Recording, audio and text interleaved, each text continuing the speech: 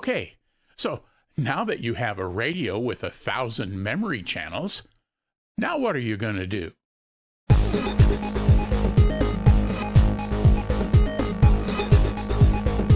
The latest models of both Ham and GMRS HDs often include a huge number of memory channels into which you can add lots and lots of frequencies. In this video, we'll answer 3 important questions you'll probably have about programming your new radio. The first question is, how do I program in frequencies into my radio? The second question is, how do I arrange them so I don't have to scroll through 1,000 channels to find what I'm looking for? And third, where do I find the frequencies I want to include in my channel list? I've got each of our topics listed in chapters below, so feel free to skip around using the slider bar or scrubber in the video playback window. The first question is, how do I program my radio? Your radio's user manual will have instructions for manual programming as shown in this BaoFeng manual. Most radios will work pretty much the same way. There are 2 things to note. First, programming usually requires the radio to be in the VFO mode. In that mode, it allows you to enter frequencies directly from the radio's keypad.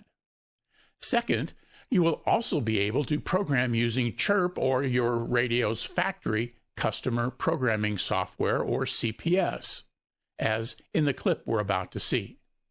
I personally find this much easier, especially when doing the initial programming. I'll link to my radio programming playlist on the end card to this video. It has both general and specific programming videos on various Ham and GMRS models, if you want more info. So here's the CPS for the Tidradio H3 GMRS version. And to program channels in here, you can see it comes with all the standard GMRS channels already listed. And if you want to add a CTC or a DCS code to one of these, you simply can. For most people, they're going to want to do a do-it-yourself channel.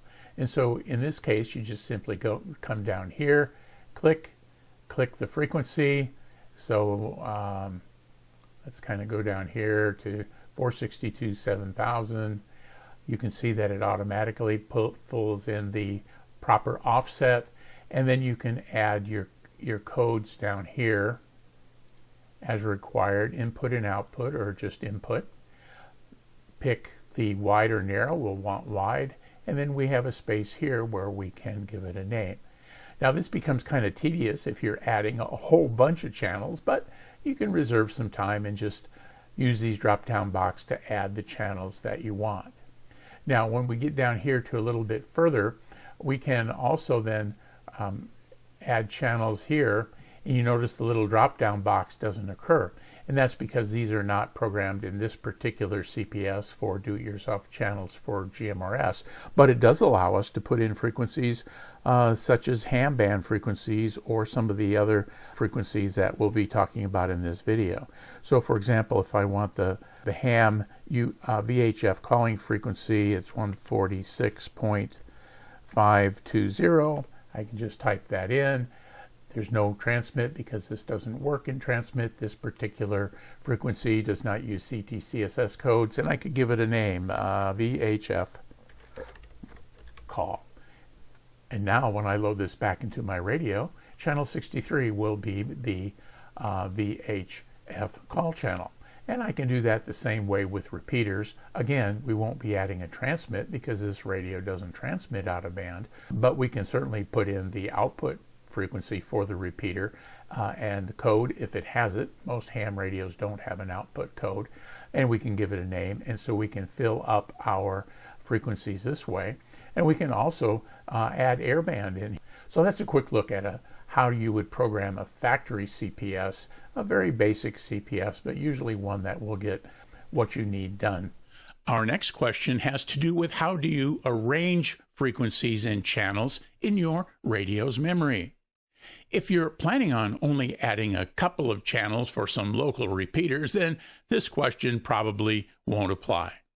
However, If you're thinking about using your radio for some emergency comms where being able to monitor various other frequencies will be important, or you intend to monitor specific categories of radio communications, then mapping out a plan before adding channels will save you a lot of time in the long run. Some newer and more expensive radios allow you to divide your 1,000 channels into memory banks or groups. This can be very helpful since it allows you to add related frequencies into a group, so when selecting or scanning, you can limit the size of your list. You can arrange your frequencies in any way that makes sense to you. For example, you can establish groups by geography or purpose. In the first case, you may want to set up a group for your hometown with frequencies for local repeaters, local airport frequencies, GMRS channels if you've got a ham radio, and vice versa. You can then set up a similar group for a city or town that you often visit for business or family. Don't fall into the trap of not wanting to duplicate frequencies in this case. It's absolutely okay to have duplicate frequencies in several geographically arranged groups. Remember, the whole point is to make things easier for you. Another example might be to arrange frequencies by service. In this case, you can have a group with all your ham repeaters and calling channels, another group with GMRS and MERS channels, and still another with marine or railroad channels. We'll look at where to find those frequencies in the next segment. Of course, you can set up your own groupings if your radio doesn't have the bands or groups function. In this case, just decide on the channel range in which you'll put your various groups. For example, you might reserve all your GMRS channels in channels 1 through 60, with channels 31 through 60 for do-it-yourself channels for the various channel and CT-CSS or DCS combos for your area. Channels 60 through 70 could be for the GMRS repeaters in a city you often visit, and so forth. The same thing applies to ham radios. Local repeaters, City A repeaters, City B repeaters, and so on. If you're into satellite transmissions, you can program your favorite satellites with their Doppler shift frequencies into, say, channels 400 to 500. Regardless of the scheme you come up with, having a plan will help prevent having you to reprogram your radio to rearrange channels when you find random placement is just too confusing. Be sure to comment below if you have a particularly helpful channel grouping scheme. If you're finding this video helpful, be sure to subscribe to the channel and click the thumbs up button. There's a join button below the video if you'd like to learn more about becoming a channel member, and a link in the description below if you'd like to buy me a coffee to support the channel on a one-time basis. Now, let's address the last question. Where do I find the frequencies I want to use in my channel listing? In this segment, we'll take a look at a couple of online sources that will provide you with all the information you'll need to select and fill in your memory channels. Our first source is a pre-assembled list you can find on bettersaferadios.com. This online store sells a variety of ham and GMRS radios, and the last time I checked, they'll load this list into your new radio for you.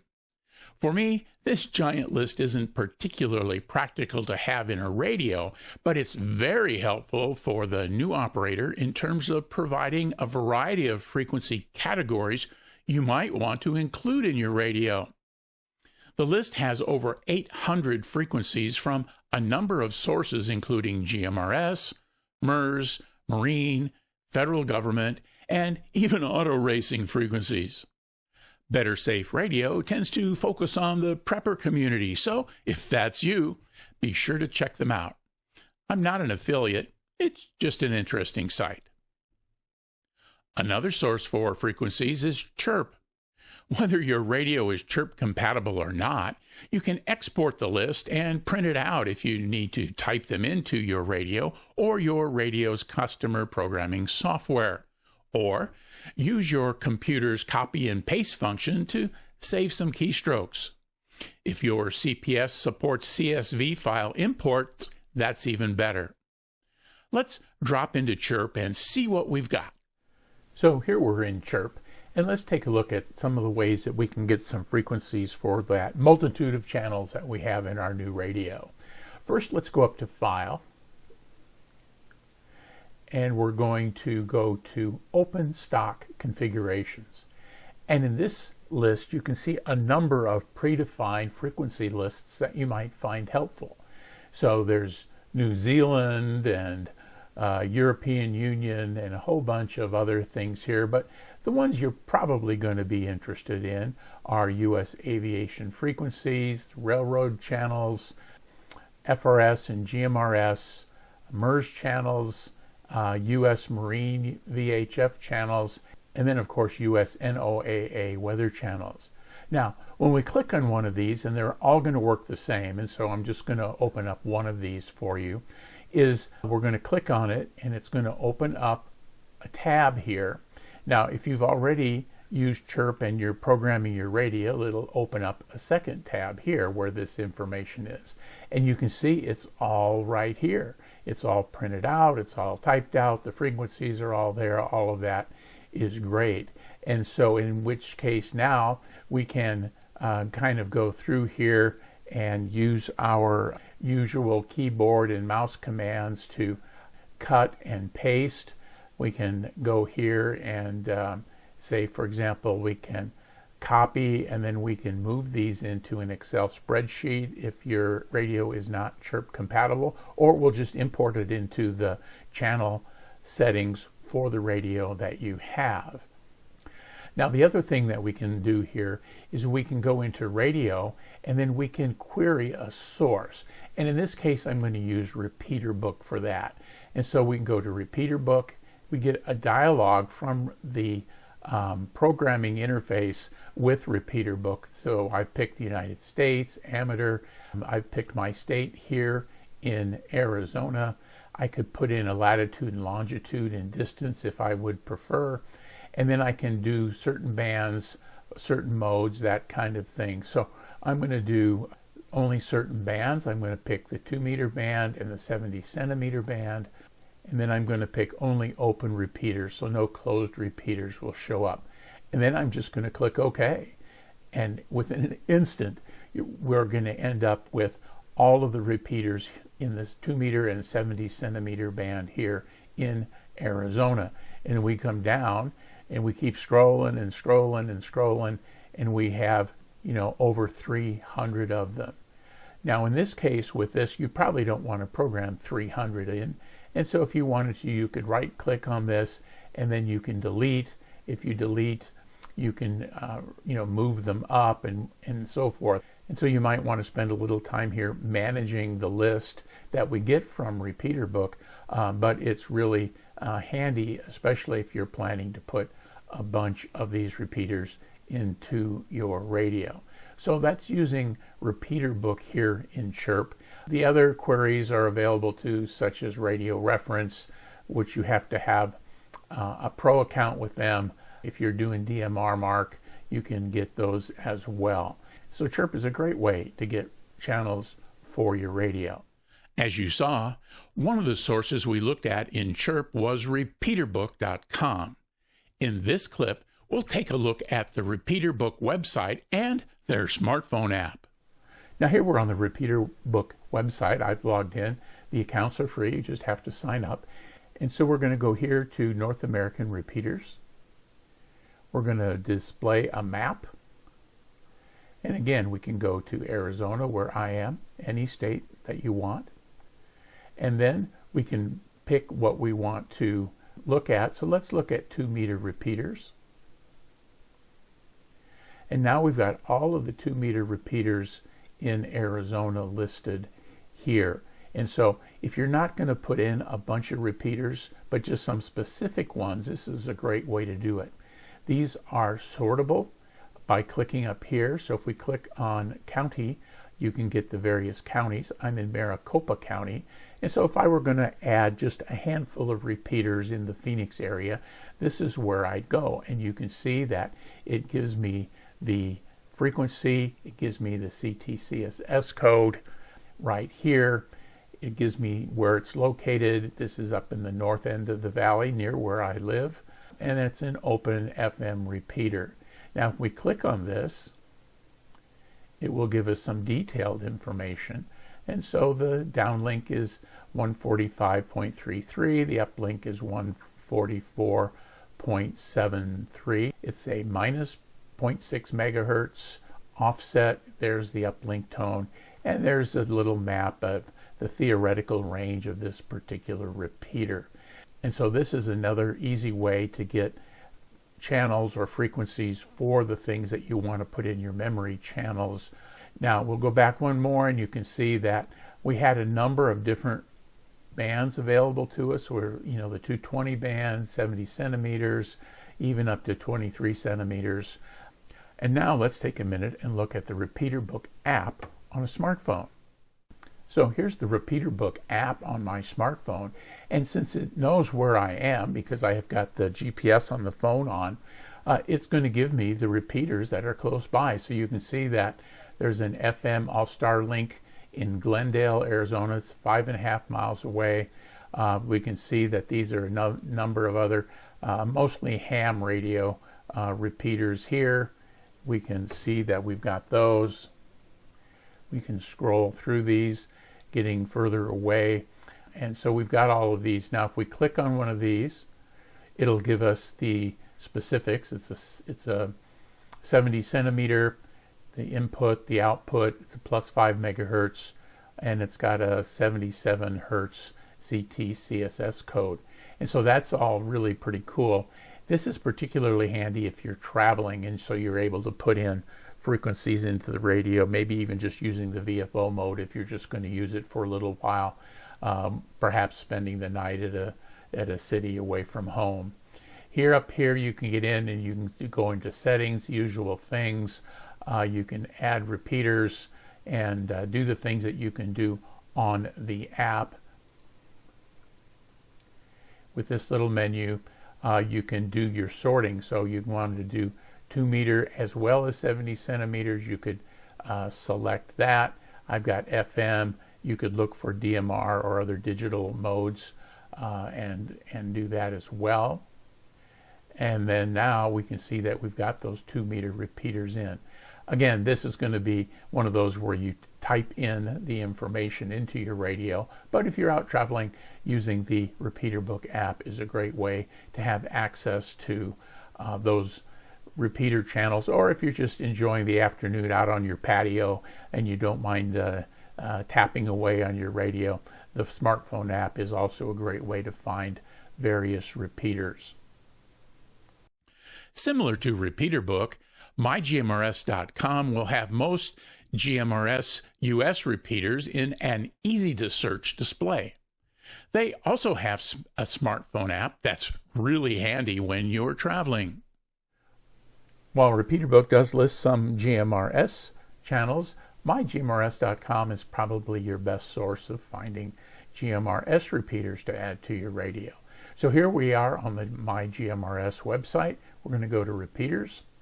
And because it knows where I am, I'm logged in here, it's going to give me the nearby repeaters. And if I go to one of these repeaters and click on it, it'll give me the specifics to include the theoretical range of the repeater, the name, the fact that it's open, the frequency for the input, the output frequency, the 462-725, the tone that's used, and so forth.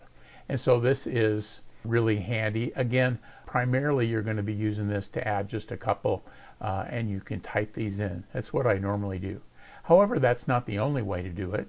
If your radio is Chirp compatible, or if you have an import ability in your radio CPS, you can just kind of click here above this first entry and then scroll down through the entries and then right click and then copy and then paste that into a spreadsheet such as Excel. in which case you'll be able to save it as a CSV or comma-separated values file in Excel and import it into Chirp using the instructions in the Chirp program or into your radio's CPS if it allows it. Otherwise, you'll be stuck cutting and pasting, but again, it'll be easier than making a bunch of keystrokes. As with the Repeater Book app, My GMRS also has an app that's downloadable from your app store, whichever one you have. This is the screen. You can click up here and get a number of settings and shopping and repeaters and all that kind of good stuff. And here are the repeaters we just saw on the website. So if we click on Shaw Butte, we can again get the frequency, who the owner is, the input tone, no output tone, its status, all of that kind of thing is available here in the app. Now, exporting here isn't probably as easy, but again, if you're out traveling, this is a great way to find repeaters near where you are by using your phone's location capabilities, connecting with the app, and then using an automated search to give you the GMRS repeaters that are near where you are to make it easy for you to, select the right channel, add the CTC or DCS code, and you'll be ready to go. So again, with both My GMRS and repeaterbook.com, you can use them on the web or you can use them with their app. You can also search for specific frequencies on Google or your favorite search engine. In this clip, we'll look for frequencies for an airport near me. So here we've got the Deer Valley Airport frequencies in the search box. We'll click, and here you can see it comes up the little AI overview. You can see here we've got the frequencies listed in these early listings, and you can do that for any of the airports near where you are as well. In this last clip, we'll take a look at an excellent source for all kinds of frequencies. It's called RadioReference.com. Before we do that, however, there's a couple of pieces of important background info. Not all the frequencies listed will be audible with a basic analog FM radio like a budget class BaoFeng or similar radio. That's because most large city police and fire departments use digital signals. If you see P25 listed with a particular frequency, that user uses the P25 digital protocol. Some departments also use digital encryption for their signals, especially on their dispatch channels. If your interest is in scanning police and fire channels, your best bet will be to get a dedicated scanner equipped to deal with these digital signals. As we'll see in a second, some smaller locations or departments still use analog FM signals, so you'll be able to listen in on those channels. Additionally, some organizations transmit in the 800 megahertz band. Your budget class HT likely won't receive those frequencies. So, with that out of the way, let's take a look at RadioReference.com's website. The last source we're going to take a look at is RadioReference.com. Again, you can register, you get a free account with them. We're going to take a look at the database. So we're going to go to the database. It gives us a number of choices and all the neat things that are going on here. But we're going to go to Near Me. And since I'm here in Maricopa County, we've got the Maricopa County trunk systems, amateur radio, a bunch of frequencies there, county EMS, various education utilities, and other things that you can look, and you can jump kind of down here into the page to see what those are. And so we can see here in Maricopa County, we've got a county park that's near here. The frequency is there in 159. It's FM narrow, and it's law enforcement. We can look down here. We can see a number of other things, sheriff's office, search and rescue, and so forth. Now, the mode here is going to be important to you. This is narrow FM. P25 is going to be a digital mode, and so you're not going to be able to do that unless you've got a scanner, and sometimes P25 signals are encrypted to boot. So just be aware that just loading in all of these frequencies isn't necessarily going to get you the ability to hear them if they are a digital signal. And so you can see some of the little cities and other municipalities here. We've got Apache Junction is phase 1 P25, and so you're not going to be able to get that.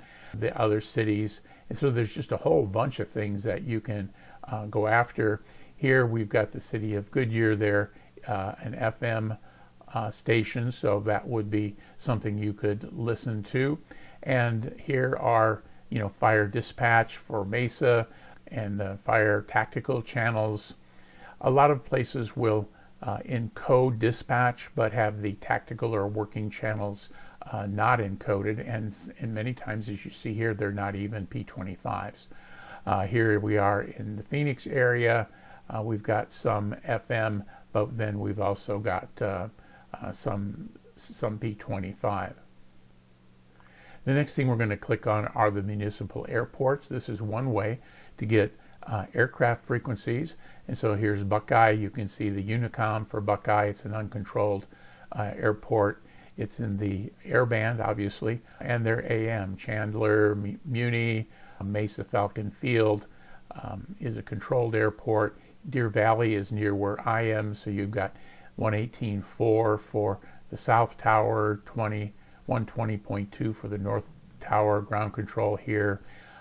This is the clearance delivery, the ATIS, the automatic terminal information system. This would be a good one to have because it'll give you an indicator whether you're in range, because this broadcasts all the time. It's just a loop of weather information. So here's a great way to get those airport frequencies near where you live here using radioreference.com. You should now be all set to plan, source, and program frequencies into your GMRS or Ham HT. Join me over here for my radio programming playlist, where you'll find specific programming instructions for several radio models. Again, be sure to like the video and subscribe to the Gadget Talk channel. Thanks for watching, and 73.